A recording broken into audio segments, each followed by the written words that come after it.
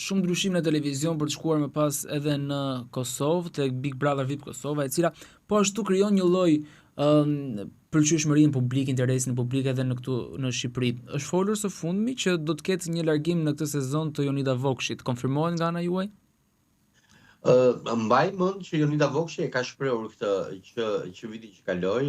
besoj se po, do të ketë një, unë jam përfshirë pak më shumë në fakt të verë me televizionet e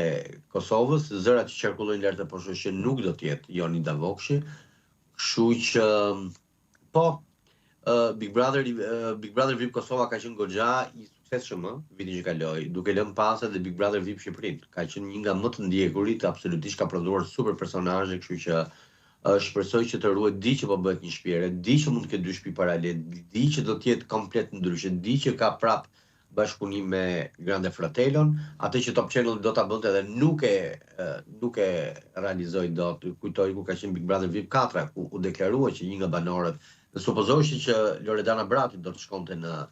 Grande Fratellon, nuk u realizua. Me këtë rast e kapi Big Brother VIP Kosova, e realizoi duke çuar një nga banorët e saj. Kështu që po, do të ketë ndryshime, ka ndryshime në format, ka ndryshime në moderim, ka ndryshime në opinionin bërje, Valdrin Saiti, Adelina Ismaili flitet që do të jenë pjesë e opinion bërjes, Big Talk do të jetë po ashtu prap, do të ketë figura të reja. Di që po punohet për një shtëpi totalisht e re, totalisht ndryshe, shpresoj shumë që të jetë në nivelin e asaj që unë pres. Eldon, Vera është podi ose stage ku të gjithë VIP-at, të gjithë njerëzit e showbizit e shfaqin më shumë veten. Çfarë rezervoi kjo Vera, duke qenë se jemi në fund gushti? Me thënë të drejtën, kjo Verë rezervoi vetëm posterat të ngjitur nëpër shtylla dhe nëpër pemë me kryqe. Është çudi shumë e madhe pse ka pasur një rënje ekstrem, edhe unë këtë e kam folur madje, po flisja me një nga mikeshët e mia, Fifin, një nga këngëtarët më të dashurat të publikut, e cila tha që realisht ky vit ka qenë një nga vitet më të dobta për këngëtarët që këndojnë nëpër klube. Ndërsa për sa i përket koncerteve, absolutisht flamurin e mban Ylli Limani dhe Alban Skënderaj, kështu që ka një rikthim të Flori Mumajesit, besoj në shtator, shpresoj shumë që të finalizohet projekti, dhe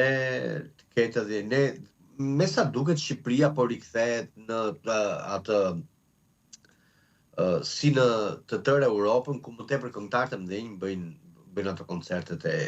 tyre goxha të mëdha nëpër stadiume, siç ishte Ylli Limani, Alban Skënderaj, Elvana Gjata, Fifi pati koncertin e saj në Pallat Kongreseve,